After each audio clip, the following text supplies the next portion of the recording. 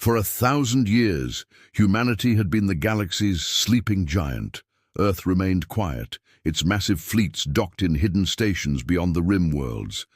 The Terran colonies produced resources, traded peacefully, and asked for nothing more than to be left alone. Other species whispered about the humans' legendary wars from centuries past, but most believed those days were over. Captain Marcus Kane stood on the observation deck of the mining station Helios 7, watching his daughter Jenny play with other children in the recreation area. At 8 years old, she had never known conflict, never seen a warship except in history books. This was the peace humanity had fought so hard to achieve. The Zephyri Empire controlled most of the outer systems. Now, their sleek vessels patrolled trade routes, collecting taxes and enforcing their version of galactic order. They were efficient, ruthless, and convinced of their own superiority. To them, humans were just another client species, useful for labor and resources. Marcus received the emergency alert at 14:30 station time. Zephyri warships had surrounded Helios 7. Their commander, High Marshal Vexthar, transmitted a simple message. By imperial decree, all human children between ages 5 and 15 will be relocated for educational purposes. Resistance will be met with force. Jenny looked up at her father with confused eyes as armored Zephyri soldiers entered the recreation area. "Daddy, what's happening?" Marcus knelt beside her, his hands shaking with barely contained rage. "Just remember, sweetheart, no matter where they take you, Daddy will find you." The soldiers herded 43 children onto transport ships. Parents screamed, begged, fought with bare hands against powered armor. The Zephyri stunned the resistors and continued their work with cold efficiency. They had done this to dozens of other species. Children were easier to indoctrinate, to reshape into loyal imperial citizens. As the transports departed, Marcus sent a single message toward Earth's coordinates. It contained just 3 words: they took Jenny. Within hours, similar messages flooded Earth's communication networks. 17 colonies had been raided. Over 2,000 human children were gone, scattered across imperial detention facilities for processing. In the depths of Earth's ocean trenches, ancient automated systems received these messages. Computers that had slept for a millennium began calculating trajectories. Orbital shipyards that had been dark for generations suddenly blazed with activity. Dr. Elizabeth Cross, Earth's Director of Colonial Affairs, stood before the Planetary Council as emergency sessions convened worldwide. "The covenant of silence is broken," she announced. "They have awakened the wolves." High above Earth's atmosphere, massive shapes began emerging from camouflage stations. Ships that dwarfed any vessel currently in service, their hulls black as the void between stars. Each one bore a single marking, a silver wolf's head with burning blue eyes. The age of human patience was ending. What came next would remind the galaxy why humanity had once been feared above all others. Director Elizabeth Cross walked through the underground command center beneath Geneva, her footsteps echoing in corridors that hadn't seen activity for centuries. The walls hummed with power as dormant systems came online. Officers emerged from cryogenic sleep, their minds sharp with purpose despite the long rest. "Status report," Cross demanded as she entered the primary control room. Fleet Commander James Thorne, veteran of the last Great War, studied the holographic displays surrounding him. 18 Wolfpack fleets are operational. Each carries enough firepower to glass a planet. The Zephyri have scattered our children across 47 facilities in 12 systems. "Their mistake," Cross replied coldly. "They think we're the same species that signed the peace accords. They're about to learn otherwise." Meanwhile, High Marshal Vexthar stood aboard his flagship, the Divine Supremacy, reviewing reports from the human colonies. His reptilian features showed satisfaction as he read about the successful raids. The humans had protested, of course, but they hadn't deployed a single warship. Weak, as expected. "Marshal," his aide reported, "we're detecting unusual energy signatures from the Sol system." Vexithar's scaled hand waved dismissively. "Probably just power fluctuations. The humans are too civilized for war now. Continue processing the young. And the sooner we reshape their minds, the sooner we have loyal Imperial subjects." But across the galaxy, other species were taking notice. The Kellan Trade Consortium's sensor stations detected massive energy buildups throughout human space. Ancient Valdari archives spoke of humanity's war fleets from the old days, vessels that could move through space like ghosts and strike with the force of dying stars.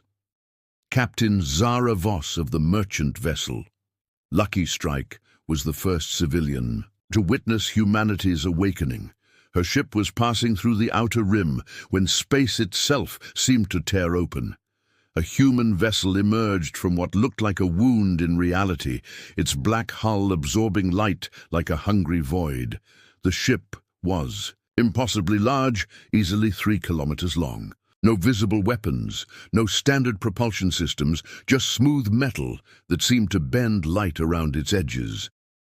A single message transmitted to her ship: "Stay clear of Imperial space. The wolves are hunting." Within 48 hours, Zefari patrol fleets began disappearing. Not destroyed in battle, simply gone. Entire squadrons would vanish between one sensor sweep and the next, leaving only empty space and confused distress signals. On the prison world of Keth Prime, young Jenny Kane pressed her face against the barred window of her cell.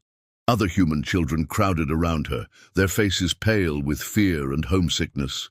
The Zefari guards had told them their parents didn't want them anymore, that the Empire was their new family. "I don't believe them," Jenny whispered to her cellmate, a boy named Tommy from the outer colonies. "My daddy promised he'd find me." "How?" Tommy asked. "The guards said human ships are old and slow." Jenny smiled, remembering stories her father told her about humanity's past. "They're wrong. We're not old and slow. We're patient. There's a difference." Back on Earth, Commander Thorne received confirmation that all Wolfpack fleets were in position, 47 separate strike forces, each tasked with liberating a specific facility. The operation would happen simultaneously across 12 star. "Systems, all units report ready," his communications officer announced. Cross nodded grimly. "Then let's remind the galaxy what happens when you threaten human children. Operation Reunion is authorized." In the depths of space, invisible to all senses, humanity's wolves began their hunt. The Imperial detention facility on Xerion Prime was supposed to be impregnable.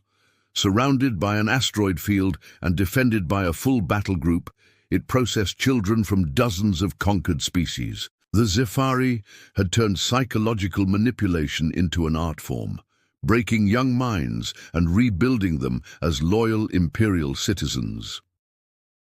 Jenny Kane sat in the facility's main hall with 200 other human children, listening to Overseer Kralthex explain why their parents had abandoned them.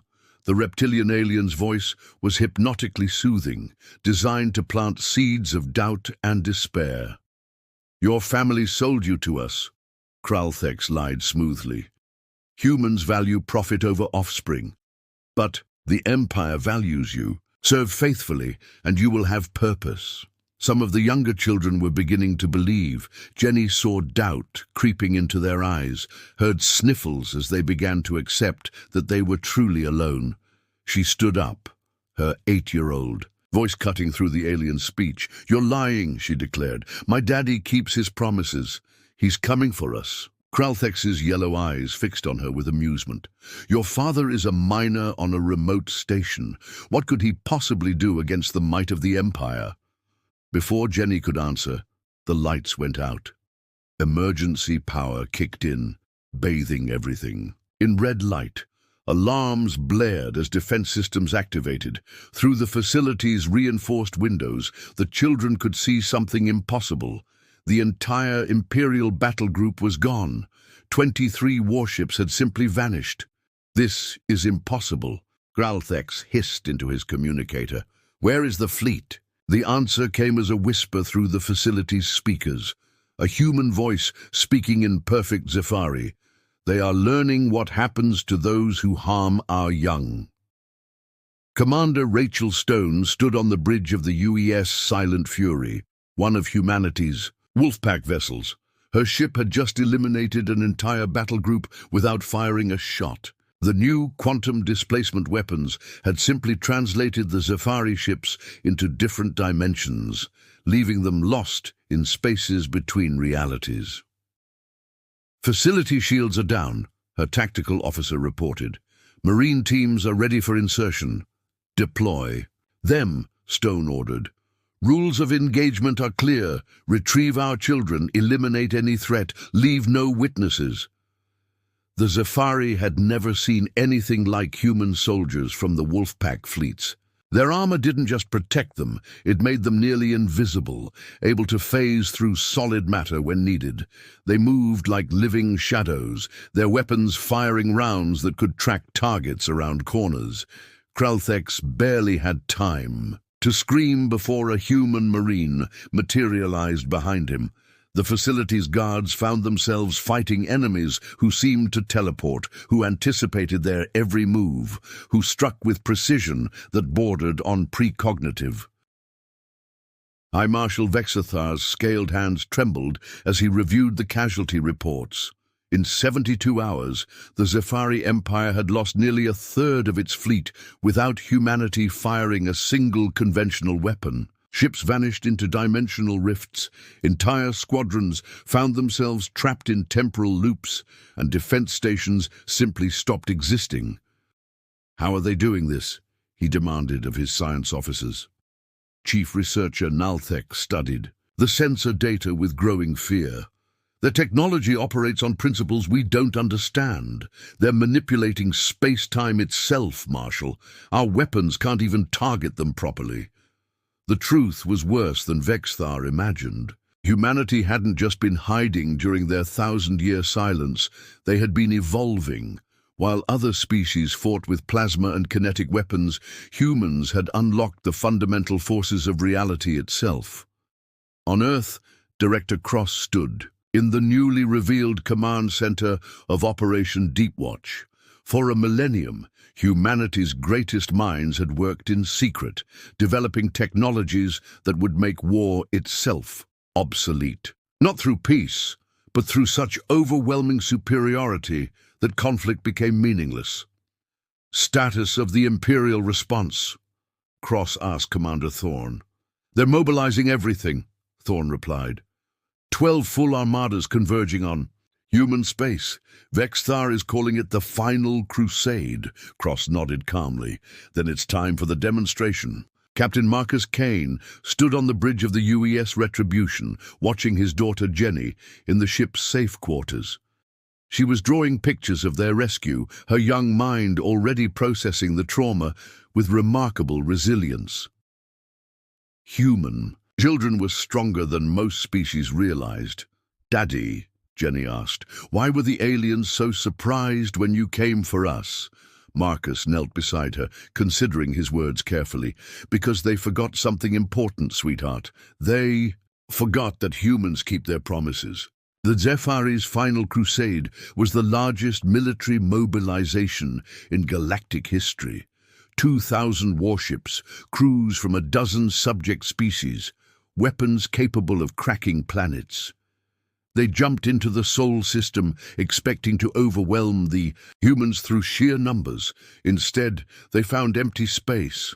"Where are they?" Vexthar demanded as his sensors swept the void. Earth hung peacefully in its orbit. No defensive fleets in sight, no orbital weapons platforms. That's when the stars went out. One by one, the familiar constellations vanished as if someone was extinguishing candles. The Zephyri fleet found itself alone in an impossible darkness, surrounded by nothing but void. "This is Captain Elena Rodriguez of the Terran Defense Force," a voice transmitted across all frequencies. "You are experiencing a localized dimensional pocket. Your weapons will not function here. Your ships cannot move. You exist at our discretion." A single point of light appeared in the darkness, growing brighter until it resolved into a human vessel, unlike anything the galaxy had ever seen. It wasn't built. It was grown, its hull flowing like liquid metal, constantly shifting and adapting. This was humanity's final evolution in warfare, ships that were more organism than machine. "You took our children," Rodriguez continued, her voice carrying the weight of a species' rage. "You believed we were weak because we chose peace. You were wrong." The demonstration began gently. Zafari ships started experiencing system failures, not destructive, but humiliating. Weapons turned into flowers, armor plating became transparent, gravity systems reversed to make crews float helplessly. "This is impossible!" Vexthar screamed into his communicator. "You cannot violate the laws of physics." "We didn't violate them," Rodriguez replied. "We evolved beyond them." As the pocket dimension collapsed, the Zafari fleet found itself back in normal space. But everything had changed. Their weapons were gone, replaced by children's toys. Their mighty warships now displayed colorful banners reading, "We promise to be nice." The message was clear. Humanity could have destroyed them, all but chose mercy instead. The demonstration of power was complete. Across the galaxy, other species watched the broadcasts and understood. The humans hadn't been hiding from war. They had transcended it entirely. 3 months after the liberation, Jenny Kane sat in her family's new home on New Terra, a colony world that had become a symbol of humanity's renewed presence in the galaxy. Her father watched from the doorway as she played with children from a dozen different species, all of them refugees from the Zafari Empire's oppression. The galaxy had changed dramatically since humanity's awakening. The Zafari Empire had collapsed. Within weeks, not through conquest, but through mass desertion, subject species realized they no longer needed to fear imperial retribution when the humans had proven they could protect anyone who asked for help. Director Cross stood before them, reformed Galactic Council, addressing representatives from 300 worlds. The chamber buzzed with nervous energy as species that had once dismissed humanity now hung on her every word. "We propose a new covenant," Cross announced, "not one of silence, but of service. Humanity will share our knowledge, our protection, but only with those who prove they can be trusted with it." The Kellan ambassador raised a tentacled arm. "What are your terms?" "Simple," Cross replied. "No species may harm children of any race. No government may enslave its people. No empire may expand through conquest. Break these rules and face the consequences." Captain Elena Rodriguez, now promoted to Fleet Admiral, commanded the new Terran Guardians, ships that patrolled the galaxy like benevolent spirits. They appeared wherever injustice occurred, not as conquerors, but as protectors. Pirates found their weapons transformed into medical supplies. Slave traders discovered their cargo holds filled with liberation documents. The former High Marshal, Vexthar, worked in a rehabilitation center on Mercy Station, helping other former Imperial officers adjust to a universe where might no longer made right. His scales had lost their lustrous sheen, but his eyes held something they never had before: peace. "The humans could have destroyed us all," he told a group of young Zafari seeking to understand their species' fall. "Instead, they showed us a better way to exist. On Earth, the ancient wolf pack fleets were being decommissioned, their crews returning to families they hadn't seen in centuries. The ships themselves were being transformed into exploration vessels, designed to seek out new worlds and new forms of life." Commander James Thorne stood in his garden, watching his grandchildren play with toys made from recycled Zafari weapons. The irony wasn't lost on him. Instruments of war had become tools of joy. Jenny Kane, now 11 and wise beyond her years, had become something of a celebrity. Her refusal to break under imperial conditioning had inspired children across the galaxy. She received letters from young beings on hundreds of worlds, all thanking her for showing them that hope was never truly lost. "What do you want to be when you grow up?" a reporter asked her during an interview. Jenny smiled, the same expression her father had worn when he first held her as a baby. "I want to be like my daddy. I want to keep promises." The Terran Accords were signed on the 5th anniversary of the liberation. Every major species pledged to uphold the new covenant, knowing that humanity would enforce it not through fear, but through the simple truth that broken promises had consequences. As the ceremony concluded, fireworks lit up the sky above Geneva. Children from across the galaxy watched the display, secure in the knowledge that they lived in a universe where someone cared enough to keep them safe. In the depths of space, automated systems continued their patient watch. The wolf pack slept, again, but their dreams were peaceful now. They had kept their promise and the galaxy was better for it. The age of empires was over. The age of guardians had begun.